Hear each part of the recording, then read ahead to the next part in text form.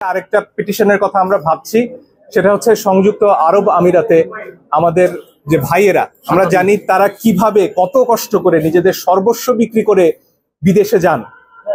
তারা সেখানে জানতেন যে আইন আছে, প্রতিবাদ করলে যাবজ্জীবন কারাদণ্ড হতে পারে, তারপরও তারা মাঠে নেমেছেন, তারা কারাবরণ করেছেন।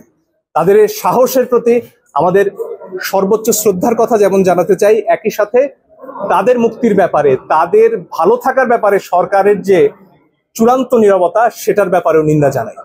এবং এই ব্যাপারে আমাদের চিন্তা আছে কয়েকজনের যে আমরা আরেকটি পিটিশন দায়ের করব যাতে সরকার তাদের মুক্তির জন্য আশু পদক্ষেপ নেয়।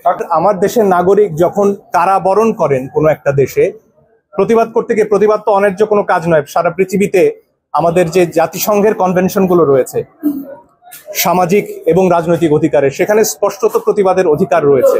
এবং কোনো একটি দেশে যদি সে দেশের আইনেও একটা মানুষকে সাজা দেওয়া হয়, সেখানেও আমার সরকারের জাতিসংঘেও কথা বলার অধিকার রয়েছে যে আমার এই নাগরিকদের অন্যায়ভাবে এবং আন্তর্জাতিক আইনের লঙ্ঘন করে আটকে রাখা হচ্ছে। সেই পদক্ষেপকে আমরা দেখেছি। শুধু সে দেশের আইন বড় কঠিন, তাদের জন্য আমার কিছু করার নেই, বাবা আগেই সাবধান করেছিলাম, চুপ করে যাও, কেন চুপ করলে না? এই কি কোনো যৌক্তিক কথা হতে পারে? সে প্রশ্ন আপনাদের কাছে রইল।